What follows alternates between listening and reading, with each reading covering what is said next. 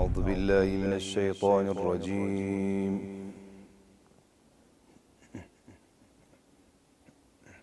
بسم الله الرحمن الرحيم.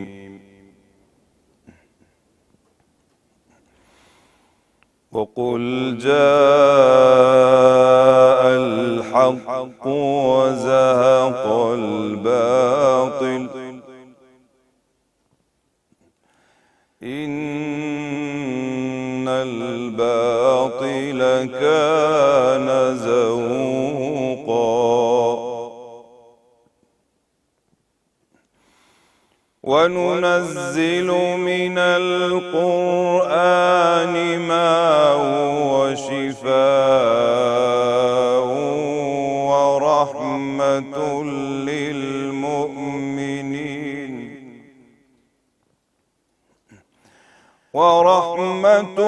للمؤمنين ولا يزيد الظالمين إلا خسارا.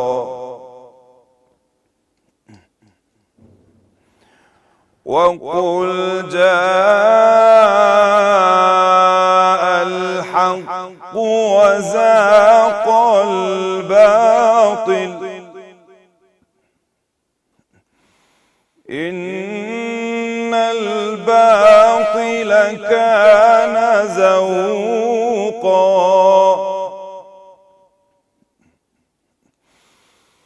وننزل من القرآن ما هو شفاء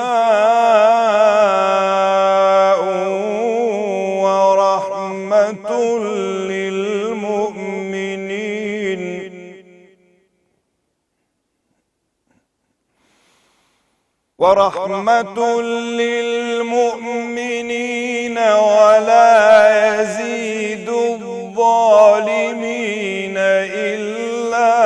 خسارا.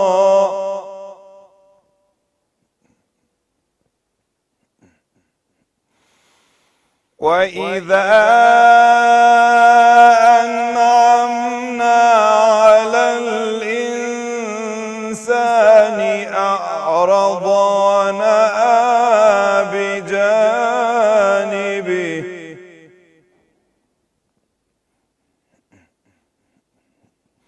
وإذا مسه الشر كان يئوسا.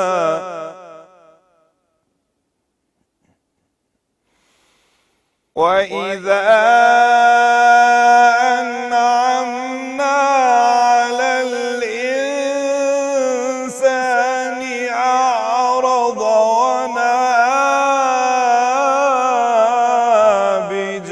بجانبه وإذا مسه الشر كان يئوسا. وإذا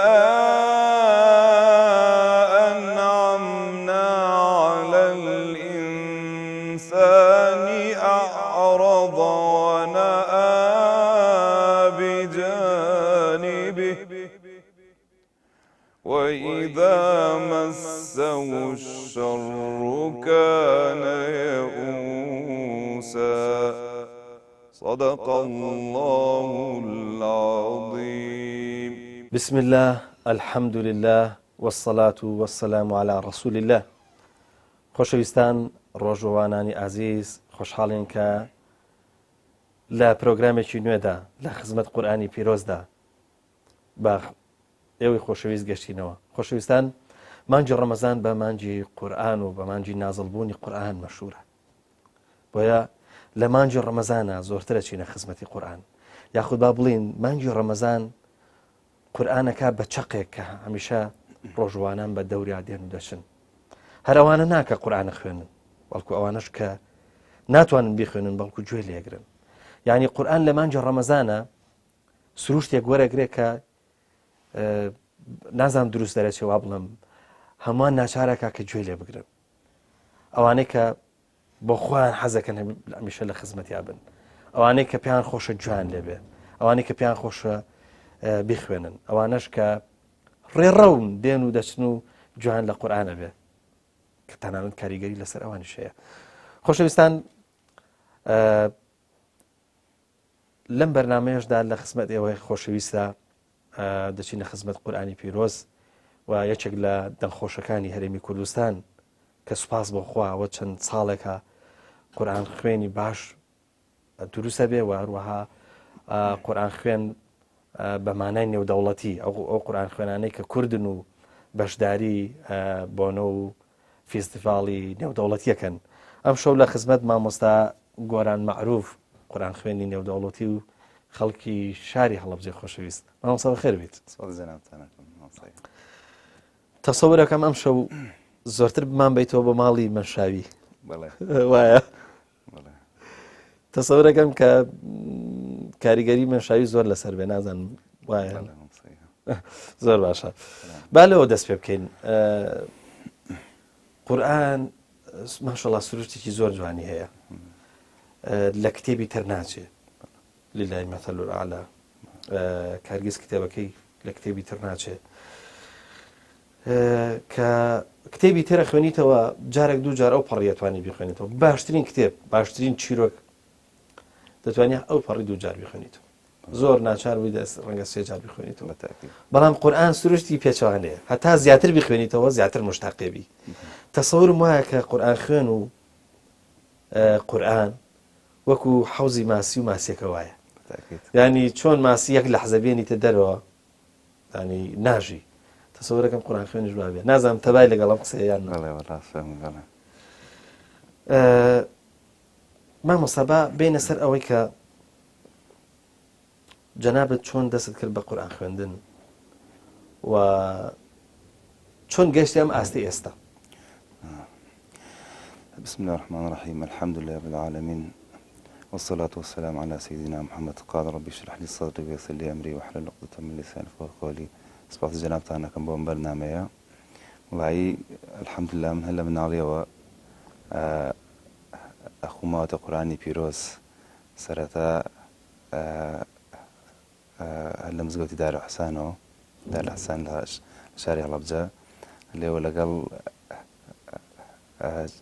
تقريبا مثل ما مستحيكي برز هلا من عليه خيريكم لقل أوانا تاوكو فيري قرآني بيروزم لێەوە سەرچاوەکەم دروست کرد وردەوردە. مامۆستا هەر کەسە بە جۆرێک دەنجی خۆی بینێتەوە. جاری وا هەیە ئەچێک لە شوێنێکە مەسەڵەن بۆن من لە قوتابخانەیەکە، لە حەفلەیەکی مزگەوتە، لە ئاهەنگێکە، لە شوێنێکی عامە، جارێک ڕێیەکەوێتەوەی کە سوورەتێک بخوێنێ، عەشرەیەک بخوێنێ، جوزام لە تەعزیەکە، دوای پێڵەن تۆ دەنگە خۆشەوە مەبێ بە هاندانێکی باش. تۆ یەکەم جار کە قورئان خوێن لەکوێ بوو؟ قەدەرت لەکوێ بوو؟ لەکوێ یەکەم جار قورئان خوێندووە؟ چیت خوێن؟ ئەگەر بتوانی بۆشمان بخوێنی چی باش. وەڵای من سەرەتا لە مزگەوتی ئوسامی کوڕی زەید لە هەڵەبجە ئەچووم لێ قورئانمە خوێند ڕۆژانی جومعە. یەکەم سوورەتیش کە لە بیری مێجە ئالی عەمران بخوێندم، کۆتایی سوورەتی ئالی عەمران ئەوەم خوێند لێەوە. ئیتر کۆمەڵێ فەقێی تابوو لەوێ هانیانەدام ئەیان بە من تۆ دەنگت خۆشە هەقا زیاتر فێری قورئانی زیاتر محاولەی سەوت خۆشی بکەی. ئیتر ئێمەش هەڵبەت ئەو وەختە هەوڵمانەدا شریتمان کۆ کردەوە، وەختە باسی ئینی شرید بوو، کاسێت بوو، کاسی شرید سیواتر هەوڵمدا شریتەکان پەیاکەم بۆ فێربوونی سەرەتا فێربوونی قورئانی پیرۆز زیاتر. ئیتر هەوڵما حەزم لە سەوتی شێخی مەنشاوی کرد ڕەحیمەهو الله ڕەحمەتی خوای لێ بێت. ئیتر حەل لە مناڵە هۆگری ئەو پیاوە بەڕێزە بووم، هەرە پیاوە بەڕێزەش بوو کە هەندانی زیاترم بوو بۆ مەسەلەی سەوت و مەقامات و ئەو شتانە بەڕاستی. لێو من ئەو سەرچاوەم دۆزیوەتر کە جومعای ژێنە قورئان بخوێند تقریبا قورئانەکەشم بڕەوا نەبوو، بەزی تر ئەیان و بیخوێنە بە تاوانە فێر بوویت و ڕوو بکرێتەوە. وەڵڵا مامۆستا گۆران، بەڵێ مامۆستا، هەڵبژاردننی شێخی مەشاوی بۆی کە تۆ ئەوەی بە کوردی ئەڵێن لاسای بکەیتەوە بۆی مقەلیدی بی، پەیوەندی بە جۆری دەنجی تۆ بە سەوتی تۆ هەیە، چونکە هەستەکەم دەنگێکی ئەندازەیەک تۆ ئەستورت هەیە. ئەم دەنگە دەتوانێت نزیکی شێخی منشاوی بکەوێتەوە پەیوەندی بە سەوتەوە هەبوو یا هەر چۆنەڵی شێوازی خوێندنی منشاوی بۆ تۆ جێگای سەرنج بوو؟ وڵی من وەکو خۆم کە حەزم سەوتی منشاوی کرد طبعا حەز شتێکی تایبەتە لە ئینسانە کرد و حەز سەوتی هەر شێخێکی بەڕێز بکەی ئەوە حەزێکە بۆ کەسە هەتە بەڵام لە هەمان کاتیشە ئەوێ بتوانانی تەقلیدی بکەیت طبعا تەقلید کرد لە سەدا سەد نییە چۆن کابراوەتی ئێمە لێ نزیکە بینەوە یاخود ئەچین بەلایە طبعا تەقلیدکردنیش خۆی شتێکی باش نییە لە قاعیدا بەڵام تۆ ئێستا من ینی هەل مناڵیەوە هەر خەریکی ینی خەریکی تەقلیدی شێخی منشاوی بم تەقلیدکردنی چییە بۆ نمونە ئەگەر تۆ بدەوێت تەقلیدکەی ئەگەر حەزت لەگەڵ شێخێکا بێ ئەبێ دەنگت لەو بکات دوایەوەش تەقلیدکردن چەند مەرجێکی هەیە یەکەم دەنگی لەو بکات دوێم وایە کە بتوانیت وەکو ئەو شێخە قورئان بخوێنی لە ئاستی تەبەقەی بەرزە لە ئاستی نزمە لە ئاستی قرارە لە ئاستی جوابە ئەبێت تۆ بتوانی چۆن چۆنی تەقلیدی ئەو کەسە بکەیت ئێستا هەیە خەڵگەیە ینی تەقلیدەکە بەس ئەو تەقلیدە حەد تەقلیدی لەحنیە سەرێکی شێخی منشاوی شتێکی وتووە ئاەتێکی وتووە ئەو کەسەیەت ئاەتەکە لێ بەس سەوتەکە لە شێخی منشاوی ناکە یاخود سەوتەکە لە شێخی بەسیونی ناکات هەر شێخێکی مسڵی بگریت بەڵام تەقلیدی صرف ئەوەیە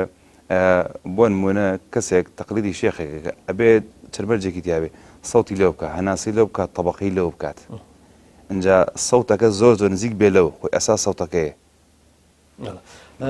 من خەریب بوو بیرم بچێت لەوەی کە وتم ئەو یەکەم جار کە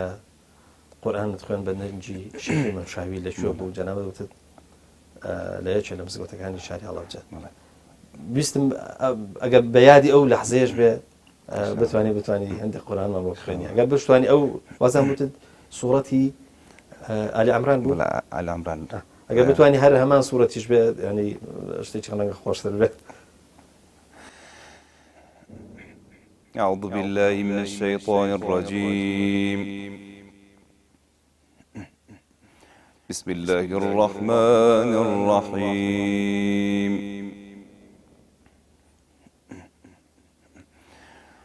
ولله ملك السماوات والأرض والله على كل شيء قدير والله على كل شيء قدير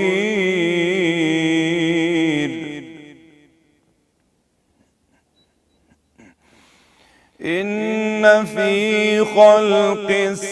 السماوات والأرض واختلاف الليل والنهار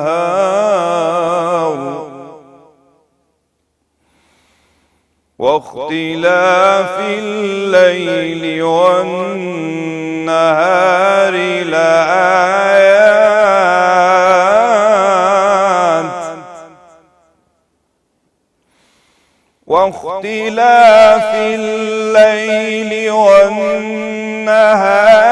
لآيات لأولي الألباب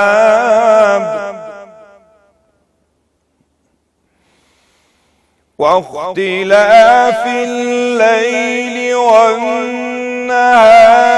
لآيات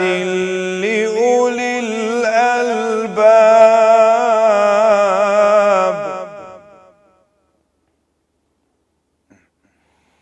واختلاف الليل والنهار لآيات لأولي الألباب صدق الله العظيم. مامۆستا گۆران هەرچەندە من بەداخەوە شارەزایم لە مەقاماتان نییە بەس دوام هەست کرد کە جەنابەت بە قەرار دەست پێ کرد دوایش هاتیتەوە بۆ قەرار یعنی قفڵت بە قەرار کردەوە جارێکیکە ئایا شێخی منشاویش وەکو شێخ عەبدولباست کە دەست پێەکە بۆ جواب و جوابی جواب طبقاتی بەقەتەر شێخی هین بەرزە یاخود ئەو ئاستێکی نزمتری هەیە لە طبقاتە. جیاوازی شێخی منشاوی رحمەتی خوای لێ بە لەگەڵ شێخ عەبدولباستا شێخی منشاوی زیاتر لە قرارە بەقوت بووە ینی ڕاستە ینی قەراری ینی لە بەقوتیایە بەس جوابی شێ بەس ئەو جوابەی کە شێخی عەبدولباستەیەتی وەکو شێخی منشاوی نییە طبعاً ئەو زیاترە زیاتر سەوتێکی موسیقی عەبدولباست ینی سەوتێکی بەقوترە لە شێخی منشاوی سەوتێکی تیژ و باریکیش بەڵێ سەوتێکی تیژە ئەم باریکەم بەقوتە ئەم تۆنی بەرزترە شێخی منشاوی سەوتێکی ڕۆحیە زیاتر یعنی من شخصی خۆم ینی کە گوێم لە منشاویە بێت باوەڕکەنی ئەگریم یام زەلام بووە ینی لۆچێ نەبێ بە قسە هەنێ جەرە قورئانم خوێندووە خۆم گریاوم لە شێخی منشاوی ینی سەوتێکی تایبەتە بۆ ڕۆحەکان بەڕاستی بە شێخی عەبدولباست رحمەتی خوای لێوێ سەوتێکی مۆسیقیە تۆنی بەرزە ینی ئەو جوابەی شێخەیەتی شێخ عەبدولباستەیەتی منشاوی نیەتی جوابتوانە. مامۆستا گۆران کە باس لە شێخی شێخ عەبدولباستەکەیت بە تایبەتی لە سوڕەی لە تەکویرە لەگەڵ وەضوحایە ینی چۆنەڵی مەساحێکی زۆر گەورە داگیرەکات ینی بەناوبانگە بۆ لەم دوو سوورەت هەیە لە بەقەڕەش هەندێک خوێنێت بەڵام بە تایبەتی ینی ناوی هەیە بە تەکویر ڕاستەکەی شێخی منشاوی بە چ سوورەتێک بەناوبانگی؟ شێخی منشاوی زیاتر بە سوورەتی حەشر سوورەتی فاتحە و بەقەرە سوورەتی ئیسراء سوورەتی تەوبە ئەمانە ینی سەگەر سوورەتی حەشر لە شوێنێکە هەب منشاوی خوێنێ یەکسەر خەڵکە زانێکەوە منشاویە یاخود سوورەتی فاتحە و بەقەڕەی چۆن شوێنی ئەی خوێنێت بۆ شێوەتر خەڵکە زانێ ئەوە باش ئەگەر بۆمان بخوێنی بۆی بیناسینەوە لە هەموو شوێنێک بە شێوازی شێخی منشاوی ڕەحمەتی خوای لێبێت.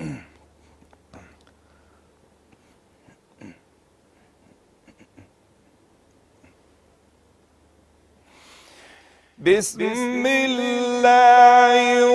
الرحمن الرحيم الحمد لله رب العالمين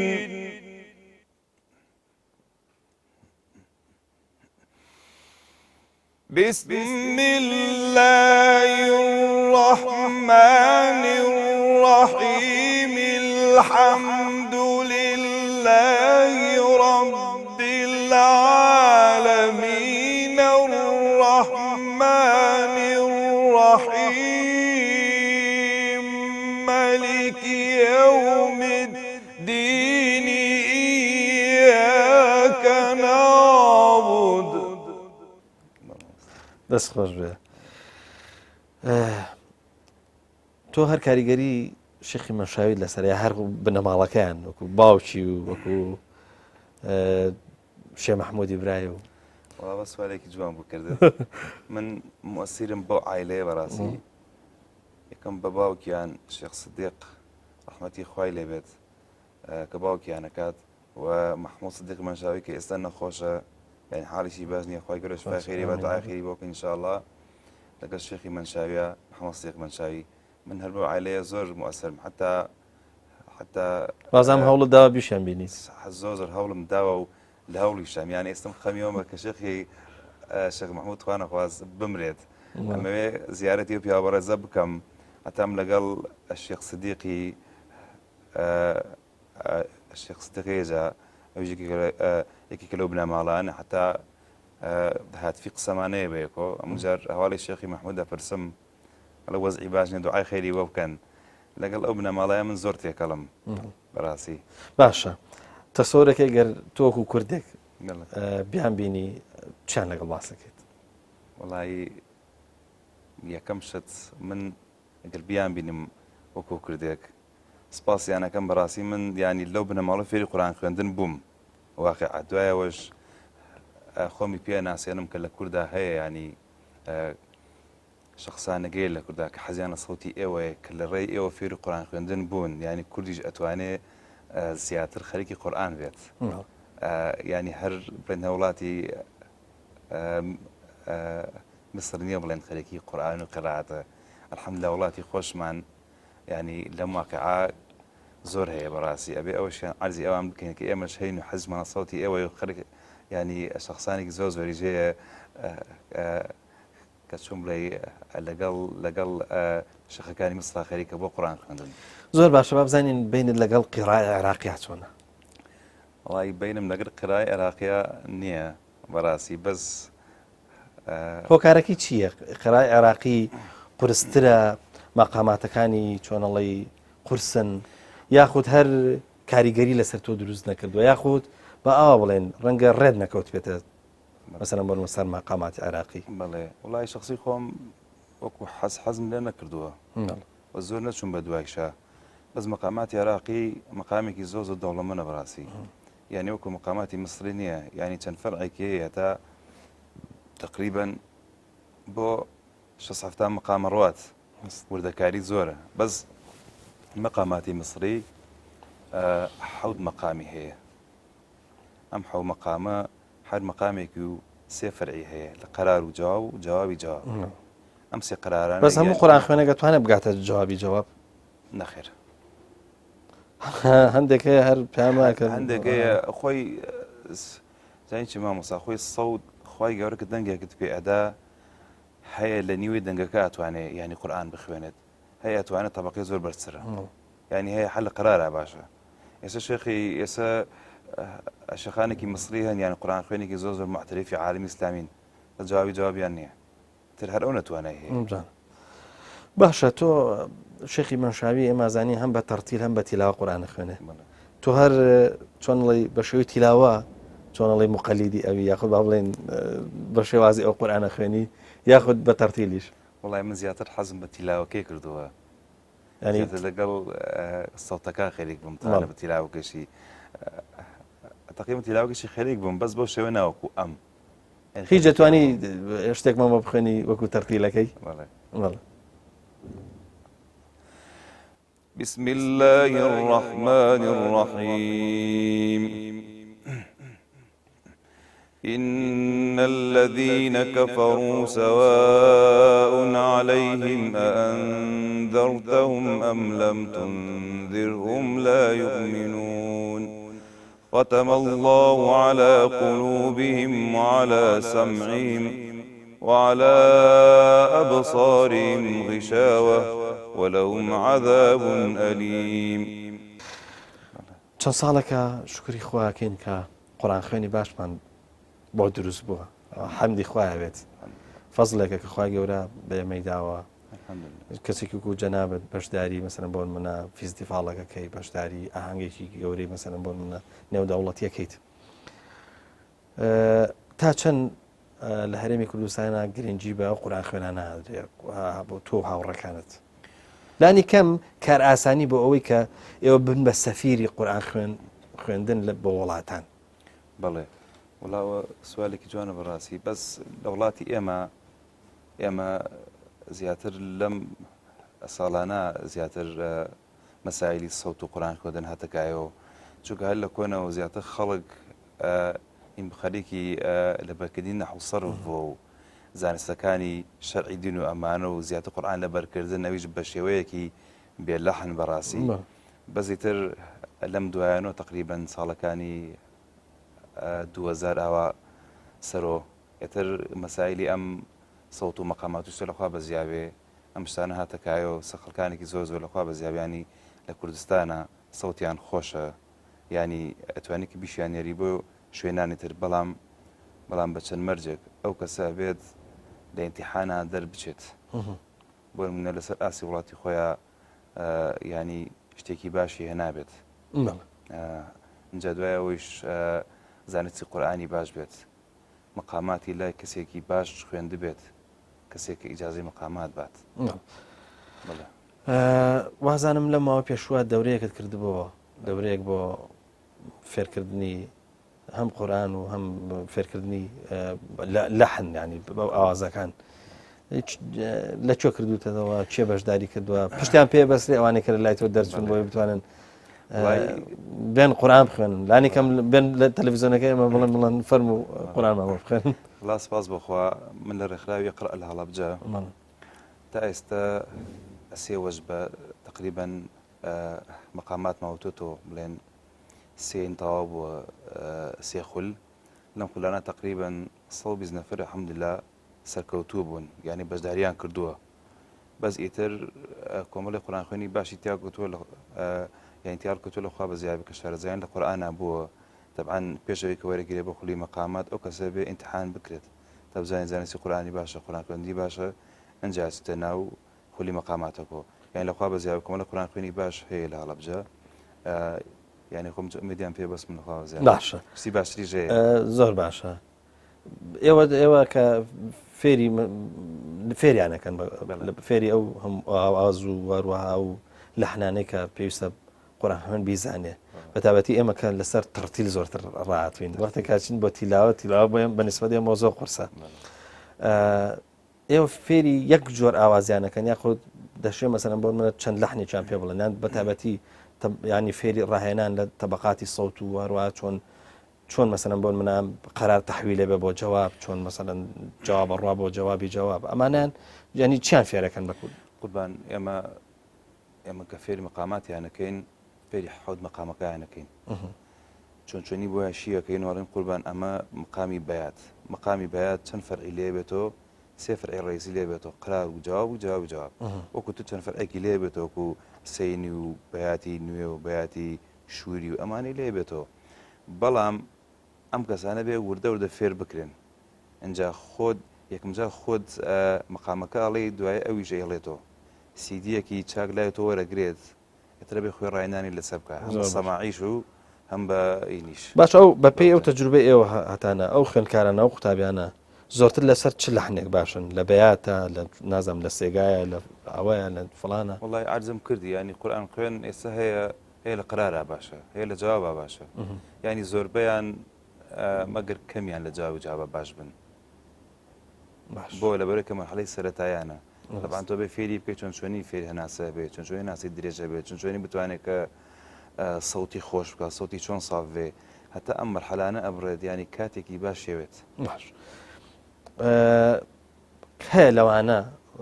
ینی ومێدی ئەوەی لێ بکرێت کە ئەگەر دەستی پێ و بگیرێ وەروەها بەردەوام لەگەڵابی ئەوش بەشداری مەسەلەن بۆ منە فیستیڤاڵاتی نێودەوڵەتی بکە وڵا الحەمدوللا بڵێ ینی خۆم تقریبا 4-5 نەفەریان ینی ومێدیان پێ ئەەکەم انشەڵڵا کە ینی بۆ دو ڕۆژ کە مەرحەلەی باش ببڕن انشەڵڵا ینی سەریش هەون بۆ دەرەوەی وڵات بەس چیە بێ هاریکار بێ بەڕاستیانی حکومەتیش دەم شتانە هاریکار نییە بۆ شتانە تو ئێمە ئێستا گەر مشکلەیەکمان بێ ئیشێکمان بێ بۆمان بکرێت ینی خۆمانە بێ یەکسەر بێ ئیجازە بکەین لە حکومەتەوە ینی کۆمەڵیش دوایە هەتا وەک مەحفەلێ ئەگەر بیکەیت تۆ لە شوێنەکە یەکسەر بە تۆ ئیجازە بکەیت لە حکومەت نایڵێ بیکە کاراستانیشتان بۆ ناکە طبعا نا ئەبێ خۆت بڕۆی ڕازیان بکەی من شتێکی واکەم ئەو وەختە زۆر باشە هەر کەسێک چۆنەڵی سوورەتێک لە قورئانی پیرۆزی زۆر پێخۆشە یا با بڵێن وەکو ئەوی جەنابەت وتت ڕوحم لەگەڵ ئاوێزانە بێ بە چۆنەڵی لەگەڵ یاگریم من بۆ خۆم سوورەتی قاف بەلای منەوەیەکە لە سوورەتە هەرە خۆشەکان ینی یادەوەریشم زۆرە لەگەڵیا ئەوەی کە جەنابەت سەرەتا باست کردوتت خۆم زۆر جار لەگەڵ یا گریاوم چ سوورەتێکە یاخۆ با بڵێن چه ئاەتێکە لە قورئانی پیرۆز ئەگەر بشتوانی بۆمان بخوێنی سپاس دەکەین وڵی سوورەتی حەشر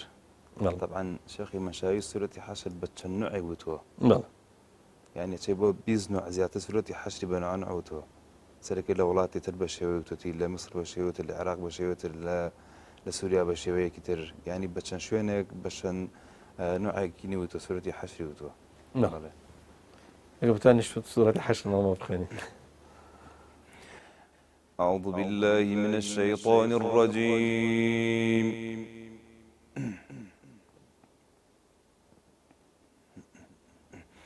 بسم الله الرحمن الرحيم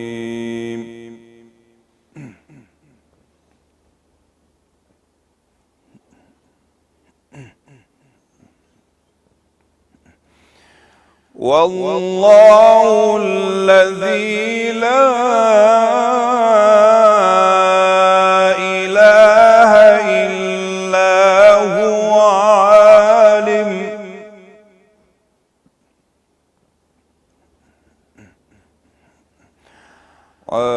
الغيب والشهادة هو الرحمن الرحيم والله الذي لا إله إلا هو عالم الغيب والشهادة هو الرحمن الرحيم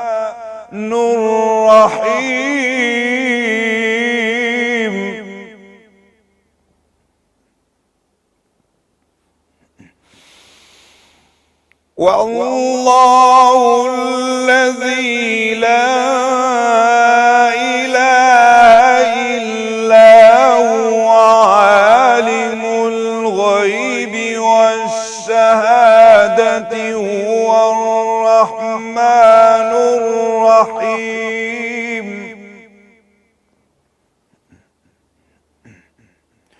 والله الذي لا إله إلا هو عالم الغيب والشهادة هو الرحمن الرحيم والله الذي لا إله إلا هو عالم الغيب والشهادة هو الرحمن الرحيم. زۆر باشە. مەمەسا گۆران هۆکار چییە کە بە قەرارێکی زۆر نەرم و لەسەرخۆ هێواش دەست پێ بکات بەڵام لە پڕەچێ بۆ جواب بە تەبەقەی بەرزیش و تەسەووریشەکەم لە ناو جوابە خەریکە تەبەقەیەکی تر هێشتا ئەم جواب تەواو نەبوو ئەم جوابە هەیە تەبەقەیەکی بەرزتریش بڕوا یعنی ئەمە بۆچی گەڕێتەوە هەر هونەری قورئان خوێندن یاخود بۆ خۆی یاساکە وایە قوربان منەکو عەرزم کردی کە قورئانت خوێند ئەبێ بە مەقامی بەیات دەست پێ بکەی دوایەوەش بە خەتمی بەیات تەواوی کەی بەڵام ئەمە حل لە بەیات ئەچتە قەرار ئەچتە جوابی جواب یعنی تۆ لەم سیانە ئەگەر تۆ بتەوێ یەک مەقام بڵێ ئەتوانی سەرتا بە قەرارەکە بڵێیت دوایی بە جوابی جوابەکەش بە قەرارەکەش تاویکەیت چونکە تۆ لە بەیات یاریەکەی زیاتر زەگە چی بۆ مەقامێکی تر ئەو وەختەی گۆڕیت. باش بابێ مەسەرەوە بزانم چی هەندەرت بووە تەمان هاندان شتێکی زۆر گرنگە هاندان ئەشێ پێی بڵێن پشگیری چێ زۆر پشگیرت بووە عەلی؟ وڵای من لە کاتی مناڵی مەلاوی ما ماشەڵڵا ئێستا لاوی با بڵێن مناڵی باشە مناڵی مێر مناڵی سپاسی باوکو دایکمەکەم بەڕاستی ینی هەندەری باشم بوون بۆ ئەمە و لە مەرحەلەی سێشا کە زەواجم کردووە و مناڵم هەیە و ئەمانە ساڵح بن پێکەوە بەختیار بن ئینشاڵڵا ماچەکەم سپاسی خێزان مەکەم بەڕاستی ینی هاوکاری باشم بۆ ئەمە یەکێکە لەو سەرچاوانێک ئێستا ئەو بەڕاستی هاوکارمە جاو کوبرانی بەڕێزیش سپاسی مامۆستا شێخ حسێنەکەم لێرەوە ینی هەرکاری باشم بووە لە بواری سەوت و مەقاماتیشە ماشەڵڵا شارەزایەکی باش لەخوا بەزیابێ لە سلێمانیشا کۆمەڵێ شخصی باش هەرکاریان کردوم لەم بوارە لە زانستی قورئانیشا سپاسی مامۆستا مەلا میهرەبانەکەم لە هەڵەبجە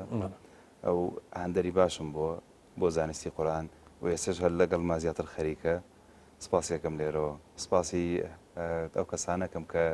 هەرکاریان کردو ماجورە ئینشاءڵڵا ناوکانم زیاتر لەبیر نەوێت سپاسی زۆر باشە زۆربەی مەسەلەن نووسەرەکان یاخود با بڵێن هونەرمەندەکان بڵێ زۆر جارە ئەو شتێکی ئەینووسن یاخود ئەو شتێکی ئەیانەوێ بڵێن بۆ نزیکەکانیان سەرەتا خوێندنەوە یاخود بۆ نزیکەکانیان ئەڵێن جەنابەت بەر لەوەی چۆنڵی بچیتە سەر ئاوازێک بەر لەوەی کە چۆزانم بتەوێ چۆن نەڵی چەند ئاەتێک بە ئاوازێکی زۆر تایبەت بخوێنیت بۆ نزیکەکان تێخوێنیتەوە با بڵێم بۆ خەزان تێخوێنیتەوە ئەنجا دوایە بشانتەدا بۆ وڵی زۆر لە ماڵە قورآن خوێنم یان زۆری پێ خۆشە حەزەکە یاجابی چێ زۆرتر یاجابی بە دەنگت هەیە لە خێزانەکەتە وڵی خۆی خێزانم زۆر حەزی لە سەوتمە بەس باوکم و دایکم ینی زیاتر بڵێم باوکم زۆر حەزی قورئانی بۆ بخوێنم نەخۆشیشە باوکم خوای گەورە شفای خێری بات ئامین دوعای خێری بۆ بکەین ئینشەڵڵا زۆر حەزی بە سەوتمە باوکم و براکانیشم هەروەها ئێتر لە قەومەکیلەش هەیە مامۆستا گۆران قورئان سروشتێکی زۆر تایبەتی هەیە وەکو پێشتریش باسم کرد ئەزانی هەر خۆی خۆشەویستت دەکات خۆشەویست ینی دەتکا بە ئینسانێکی تر باوە بڵم خەڵک زۆر ڕێزت لێگرێ و وارووا دەبی بە کەسێکی زۆر تایبەت و وەکو وتمان ڕێزدارت دەکات ئەوەت بینیوەتەوە لە ناو خەڵکا کە تۆ مادەم قورئان خوێنیت وڵی سپاسی خەڵکەکەم بەڕاستی ئەگینا من ئەوە نیم بەس سپاس بەخوامی کە هەمووی ینی فەزیم قورئانەیە یان سپاس بەخوا خەڵکانێکیش کە ڕێزمەگرن ئەو کەسانە خۆیان زیاتر زۆر بەڕێزن ئینا منیش ئەچێ بێ هەمووی فەزلی خوای گەورەیە و زیاتر قورئانەیە با بزانم لەگەڵ بانگا بێنت چۆنە بانک باشە باشی زۆر باشە وازم ئەو دەورەی کرد بوتانەوە بانگبێژی تایە بەڵێ من یەک پرسیارە لێ یەکەم زۆرینەی بانگبێژەکانی ئێمە ئەوانەی لە مزگەوتەکان گوێت لێ بێ زۆرینەی دروستە بە تایبەتی چوارە ئەڵڵاهو ئەکبەرەکەی یەکەم تەحویلکردنی ئەڵڵاهو ئەکبەر یەکەم بۆ ئەڵڵاهو ئەکبەری دووەم وڵی ئێستا خەلەل لە بانگدانە زۆرە بەڕاستی لە مزگەوتەکانە چونکە ئێمە بڵێن دوو بانگمان هەیە سەر بانگێکمانەیە بۆ مەقاماتە یعنی بڵێن بۆ مەقامات خەریکە بانگێکمانەیە بۆ سەنەدی بانگدانە ینی شخصێ لە مزگەوتە کابینی بانگەدات ئەسڵەن ئەو بانگە فڕنیە بە بانگدانە بێت تۆ لە سەنەدا سەیریکەی بە هەوسی خۆی ئەمڕاکێشێت و ئەو درێژەکات و ئەو مەدایکا بە یان و ئەو نەحرەکەەوە حرەکە نابێت چونکە بانگدان ئەوش قانونێکی خۆی هەیە ینی چۆن چۆنی فێری قورئان بێت ینی بڵێن بانگدانیش ئەگەر وردی کێتە ئەوە ناڕەحەتەویش ڕاستە پێم خۆشە شتێک لە بانگمان پێشکەشکەی بەوەی کە هەر ئەم جێمان لێبێ ئەم بۆی بزانین دروستەکەشی چییە مشکلەش نیە گەر بانگەکە تەواویش نەکەی هەر ئەوەنێ کە جەنابەت بۆ خۆت پێت خۆشە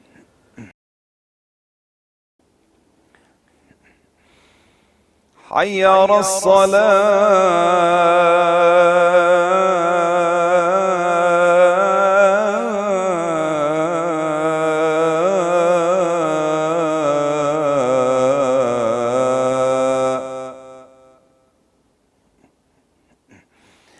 حي على الفلاح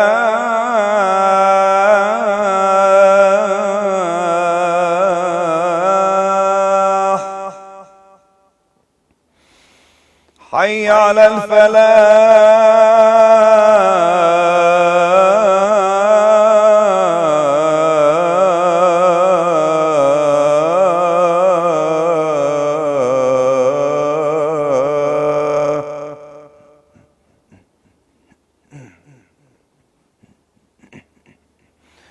الله أكبر الله أكبر لا إله إلا الله خۆ پاداشتم هاتەوە با پرسیاری ئەوشم لەبیر نەچێ ئەو یاسایی کە بۆ قورئان خوێندن مەسەلەن دروستە بە یاسا مەسەلەن بۆ منە تیلاوەیەک بخوێنی بۆ بانگدانی شەر وایە ئەوژ یاسای هەیە بەچی دەست پێەکە بە ئاوا بڵم بۆ بێ بچی بۆچی و بۆ چی ئەگەر ئەرزم کردی ئەگەر بە مەقامات دەست پێ بکەی ئەوش مەقاماتی تایبەتی خۆی هەیە حتا کەوەتە تو ئیمامەتیەکەی باشە ئێستا ئیمامەکانی مەکە و مەدینە بکە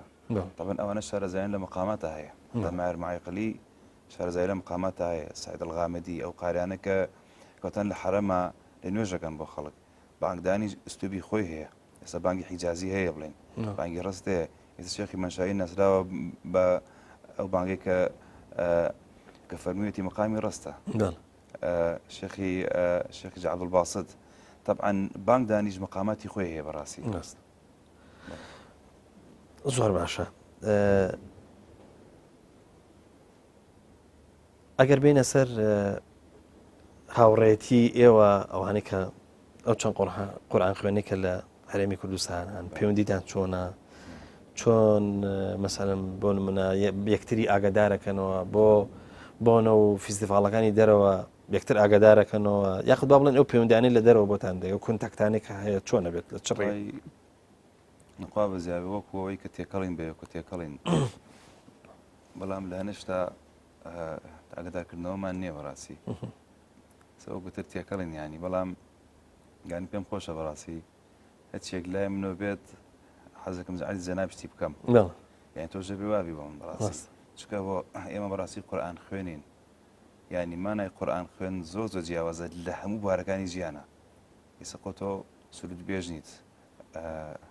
خۆ گۆرانی بێژ نیت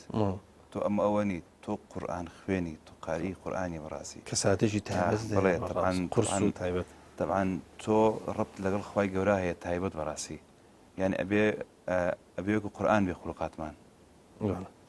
ئەبێ وابین بەڕاستی جەنابە خەڵکی هەورامانی بەڵێ چەندێک تەرتیل لەگەڵ چیا و دۆڵ و سروشتی هەورامانە تەبایە لەگەڵ ئەو سروشتێک کە هەتانە لەگەڵ دارگوێزە چۆن من دەرگۆزەکانمان زۆر خۆشە بەسای بەخمان نیە خۆمان خەڵکی بیارەی نەخوا بەزیابێ شوێنەکەشمان خۆشە اینجا لە ئەسڵیشا خۆم ئەگەرنە بۆ شەخانەی بیارە نەقشبەندی کاریگەری ئەوان چۆن بۆ لەسرت بۆ قورئان خوێندن وڵای لەخوا بەزیابێ زۆر باش بووە کاریکارم و تقریبەن 4 ساڵ لە خانەخای بیارە بووم لەوێ قورئانم خوێند جوعانە چوون بۆ لێ قورئان خوێند و هاتمە بۆ ئێرە هاتم بۆ وڵاوجا با بینە سەر ئەوەی با بزانین بەشداری چەند فیستیڤاڵ کردووە ئەوەی منە بینم ئەوە خەڵاتی یەکەمی واسان فێستیڤاڵی خاڵ پێنجەمین فیستیڤاڵە بڵێ ئەوە خەڵاتی یەکەم بوو لە ساڵی 2013 لەخوا بەزیاب لێرە کە فستیڤاڵی خاڵ کرا یەکەم بووم لەسەر ئاسیای کوردستانە باشە دادوەرەکان چێ بوون دادوەرەکان کۆمەڵە شێخ بوون هەر لە میسری تیا بوو بەنگلادێشی تیا بوو ئێرانی تیا بوو حەکەمەکانی خۆشمانی تیا بوون لە کوردستان کاک دکتۆری تیا بوو تۆیشی لەوانەیە کە بە قورئانەوە ماندوو بوویت با ئاوا بڵین کە ئیشەڵا ماجووری و چاوەڕێی ئەجرەکەیەکەی لە خوای پەروەردگار وەسیەتت بۆ خەڵک بۆ ئەم گەنجانەی کە ئێستا هینێکی باش هەیە ینی چۆنەڵێ لە ئێستاە وەسائیلێکی زۆر هەیە تۆ لە سەرەتا باسی کاسێتت کرد بە کاسێت کاسێتیش بە خۆی تاقەیەکی محدودی تایسا مێمۆریە دەتوانێت هەموو قێرعاتەکانی منشاوی تاکۆکەیتەوە وەسیەتت بۆ ئەوان چییە قسەت بۆ ئەوان چییە چەندێک من وەسیەتم بۆ ئەوان بەڕاستی ینی زۆرە تا بڵن تا وەسیتێک بێ ئێمە جاران هەتاوەکو شریتێکمان پێیا کرد ینی زۆرە گەڕێن ینی شخصی خۆم لە هەڵەبجاتون بۆ سلێمانی بۆ شریت ئەمە ئەوە بەڵام ئێستا بە حکمەوەی کە لە ئەنتەرنێتە کۆمەڵێ معلوماتی مقامات ینی تۆ لە موبایل تا ئەتوانی ڕاگەشی لە موبایل ئەتوانی چەند ختمەیتەکەی بەڕاستی ئەوە سیدی ئەوە دیڤیدی ئەوە لە سەتەلایتا قورئان هەیە ینی عوزر نەماوە بۆی تۆ بڵێ من فێری قورئان نابم بەڕاستی هەر مقاماتی قورئانیش بەڕاستی ینی تۆ بڕۆ ئێستا لە ئەنتەرنێتە حەجێک لێبەر مەقامە یەکسەر بە سەوتی هەموو قارەیەک ئێتر چۆنی خۆیەتە بەردەستە مەگەت خۆت ئین بێ ئێمالی من هیوادارم ئەو گەنجانی حەزیان لە بواری قورئان خوێندنە تایبەت سەوت زیاتر محاولە بکەن ینی وسیلە زۆرە بۆ فێربوون ین هیچ عوزرێ نەماوە بەڕاستی بەڵێ مامۆستا گۆران تۆ جگە لە شێخی مەنشاوی محەممەد سەدیق المەنشاوی بەدەنجی چیتر معجیبی یاخود توانایی چۆنڵی قورآن خوێندن لەسەر شێوازی چیتر هەیە؟ وڵی وەکو تەقلیدی کەسێکم حەزم لێ بێت نی کەسم نەکردووە بەڵام حەزم لە سەودی شێخ عەبدولباست هەیە دانیشتم گوێی بۆ گرم بەس زانی لە هەندێک شوێنە ڕەفعەتیش ئەویش قورآن خوێنێکیەوە بەتابەتی شێخی منشاوی و شێخ عەبدولباست لە هەندێک شوێنە دەنجیان زۆر تێکەڵەوێ ینی جاری وایە ئەگەر زۆری نەبی ناسینەوەیان تۆزە زەحمەتە. وڵی ناسینەوەی ئەم چییە ینی بۆ خەڵکێک کە شارەزانیە کە نازانێ مەسەلا بۆ خەڵکی شارەزانە بێ سە من زەلام بۆ پێوتۆم سەوتی منشاوی بووە وتوتی بەخوا سەوتی خۆشیە شێخ عەبدولباست ئەجامە بێ حاڵی پێ بڵێ کاکە ئەمە سەوتی منشاویە شێخی عەبدولباست دەنگی باریکە شێخی منشاوی دەنگی گوڕە دەنگی زلە بڵێن بەو شێوەیە بەڵام ئەوانەی کە شارەزایان هەیە لە قورآن خوێندن و لە مەقامات و مشتان و یاخود لەگەڵ نەم قاریانی ئێستا کە شارەزان ئەوان ینی هەموو قارێکان جیاکەنەوە بەڵام ئەو کەسێک کە شارەزایی نێلەوار بەس حەزێکا گوێ بگرێت لە قورآن خوێندن هەیە جا ناکات و ێشە بێت تێگەیەنیت. زۆر باشە مامۆستا گۆران من بەرنامەکەم کۆتایی هاتووە بەڵام ئەگەر شتێک کە بە زەروری ئەزانی و من نەمتوانی بێ وەکو پرسیار لە جەنابەتی بکەم فەرموویەکرێ لە ماوەی چەند خولێکێکا فەرموو. وڵای من سپاسی جەنابتانەکەم بەرنامەی بەڕاستی عەزیێتان کێشاوە و هیوادارم هەر کەسێکیش لەم بوارە هەیە داوەتیان بکەن بۆم شوێنە مبارەکە و بۆم ئەم شاشە جوانی پەیام زۆر سپاسی جەنابتان. سپاس دەکەین ئێمە لە خزمەتین ئێوە خزمەتکاری قورئان پێویستە خزمەتیش بکرێن ئێمە لە خزمەتین. من کۆتایی پێێنم مامۆستا گۆران بەڵام تۆ خیتامەکە با بۆ تۆ بێ بە چەند ئاەتێک لە قورئانی پیرۆز بە دەنگە خۆشەکەی شێخی منشاوی ئینشاءالله کۆتایی پێ بێنە. بەڵە خۆشەویستانەوەی کە پێشکەشتان کرا بەرنامەیەکی تایبەت بوو لە ستودیۆ ڕەمەزانە بۆ بەڕێز مامۆستا گۆران معروف قورئان خوێنی نێودەوڵەتی.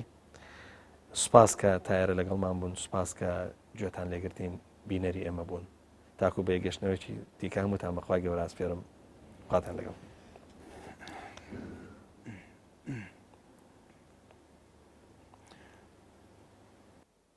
أعوذ بالله من الشيطان الرجيم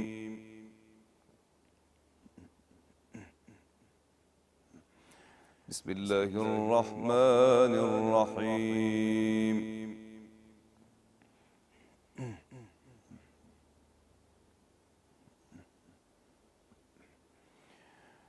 وما هم عنها بغائبين وما أدراك ما يوم الدين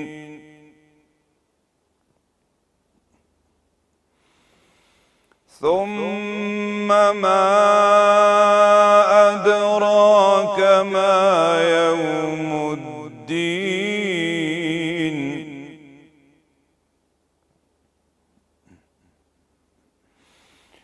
وما هم عنها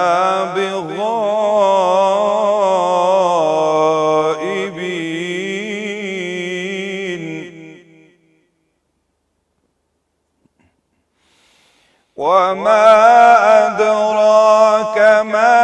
يوم الدين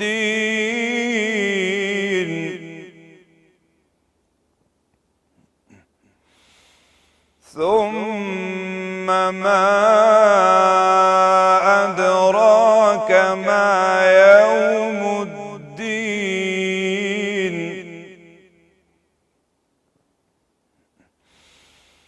يوم لا تملك نفس لنفس شيئا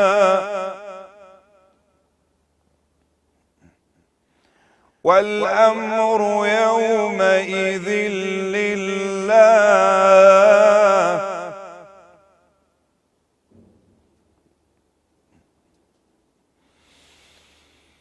ثم ما أدراك ما يوم الدين يوم لا تملك